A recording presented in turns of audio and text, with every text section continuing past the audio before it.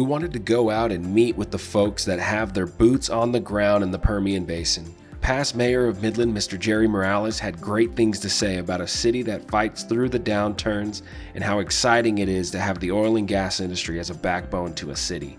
Through the strongest people and real-life events wilder than the movies, we will survive. We will flourish through the success of this industry. I've been on city council for 12 years. 6 of those first years were at city councilman at large, and then the last 6 years were mayor of Midland. I'm just going to speak what I know and tell you all I know. I mean, I can't make up anything. I mean, those oil guys have so many great stories about how their company got started, how they became millionaires and billionaires, and same with our industry. It's kind of like it's a reality show. Mr. Morales is talking about what the energy industry brings to the world in this clip. It's an economic stimulus for the city's programs, their needs and wants. We want everyone to know we have a stable source of energy and resources as the economy rebounds. Yeah, that's question's been asked quite a bit is, how big is the oil and gas industry in Midland and the Permian Basin? And, it definitely is the backbone of our economy, and that's what drives our communities and provides not only salaries and great benefits.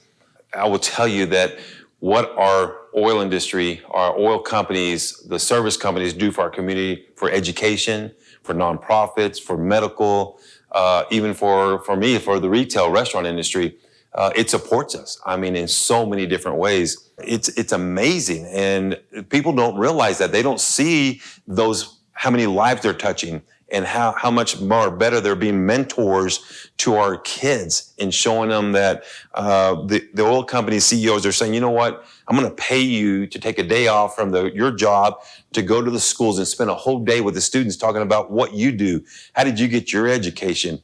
How do you service in the nonprofit?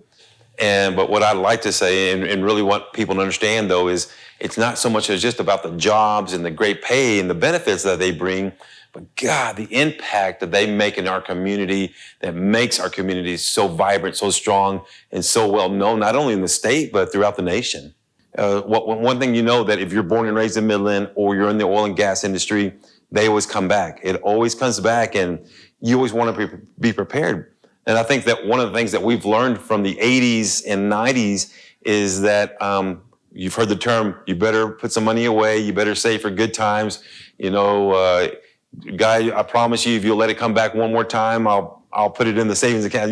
So we've heard all kinds of little memes out there. But I think the city, what we've always known and understand is that we're going to keep a healthy reserve, and it's always maintained about $50 million in our reserve.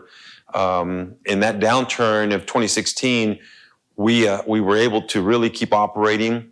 But what we didn't do is we didn't let any employees go. We knew that we needed to keep building a community because Midland, Odessa was becoming the metro of West Texas.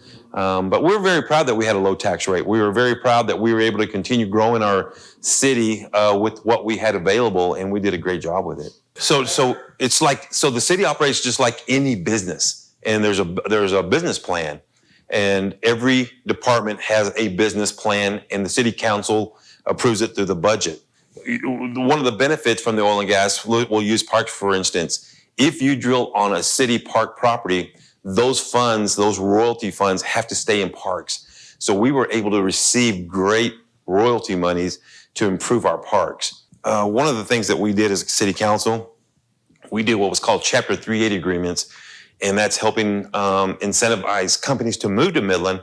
So Costco, for instance, they want to move to Midland. They're not building yet, but one of the deals that we would work out with them is we would debate their property taxes for 2, 3, 5 years if they're willing to move a $100 million commercial property project here.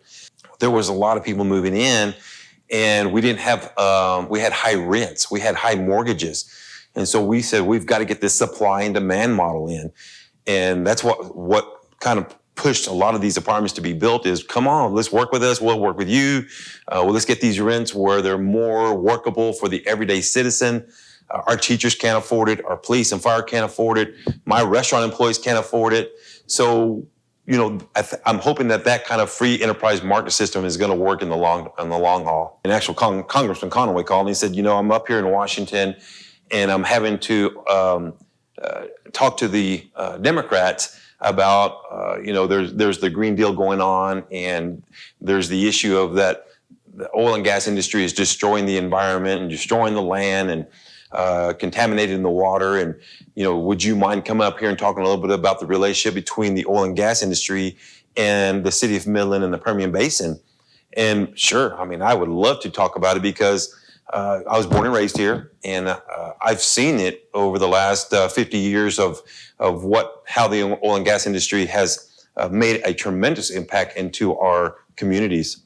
And, I truthfully told them that the time that I've lived in Midland, we have never experienced an earthquake. We've never experienced a big, huge tremor that had problems. There were sinkholes, and there were sinkholes throughout the Permian Basin.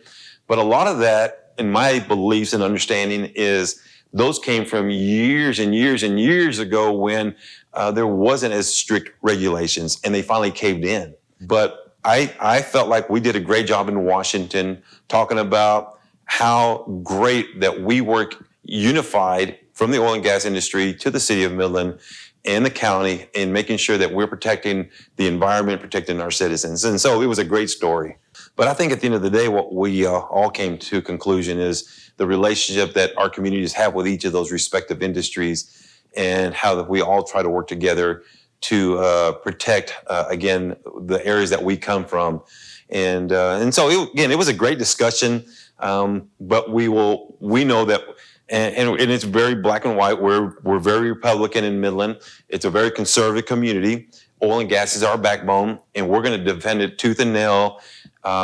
Sometimes what is hard, though, is sometimes the oil and gas industry doesn't, maybe, in my opinion, do a good enough job of telling the story of what we do and how we do it. And they should do that because, again, they do a great job. So don't let it, even though it does help coming from the mayor and it does help coming from the citizens of Midland, but they can do this every day, and they should do it every day, and they should be up there, the oil companies, should be fighting to protect their industry in our communities out here. But prior to COVID, we already started to see the layoffs. So layoffs started in really October, November, December of 2019. And when COVID hit, a big portion of the layoffs had already happened. So it was when COVID hit, the blow had already been softened a little bit because of the layoffs. And there was already a feel of scaredness and nervousness of how long is this going to last. The other fear came during the COVID when we saw the market drop double digits into the negative in one day. We had never seen that ever in history. And so, how do you recover from that? How do you rebound from that? Well, today we're seeing $40 barrel oil, which is great. But even though we're seeing $40 barrel oil, we're not seeing employees come back to work because these oil companies took such a big hit. And as we all know, the investors, the shareholders, they want to see good numbers come in. So they're going to make sure that, and through their business plan model, that I would assume that they're going to wait till these quarters of 2021 before they start to bring employees back out, is what we're hearing. In my industry, in the retail, the restaurant, it's been very tough. There's been some restaurants that haven't opened up. Bars were shut down even longer. So that means a lot more employees were laid off or sitting at home, which has been very tough. And then there's the fear factor, just being able to get close to people. I think it's starting to get it was getting a little better, but then we saw this spike most recently. So we're kind of waiting to see where that goes and what happens. But, the oil and gas industry, they're tough and they're resilient. And if you want to use the cowboy theme from being West Texas, we know what it takes to work hard. Everybody has been there and turned that dirt. And I tell you, one thing that you'll find out about Midland, Odessa, and the West Texas community and the environment is they don't give up. And you'll see all of our groups, all of our industries come together and working to help each other survive all of this. And that's what I love about Midland, Odessa is, God, we support each other 100%. Part of this year, the next 6 months are going to be really tough, again, because of the oil and gas. But I think, again, we'll rebound. The good thing, as I just mentioned, is there were a lot of people that did make good money. And I hope that those will help others, which they have. So even though we're going through all of these areas that you just mentioned, the pandemic and the oil and gas and areas like that, we still have to keep growing our city, and we still have to keep thinking about our citizens, because we will get past all of this and we will have our everyday challenges that we normally go through. Yeah, so I've always said this as a mayor, we cannot stop growing. So if oil drops to $15, we cannot stop growing. We have got to continue thinking about our housing, education, medical, infrastructure. So today, my advice in talking to leaders is we cannot stop building. Keep growing Midland. Our oil and gas industry, they're, as you've heard me say in this discussion, they have impacted our community in so many different ways.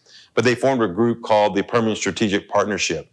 And it's all 20 or 21 of the major oil companies put in monetary resources and putting their employees, the labor resources at the table to help grow Midland, Odessa, and all the cities between Austin and New Mexico, deep into New Mexico, to ensure that we're all working unified to have a better infrastructure, education, housing, and all the things that it takes to make communities vibrant. Those discussions have to be talking about not only today, but the discussions have to be talking about 5 and 10 years from now.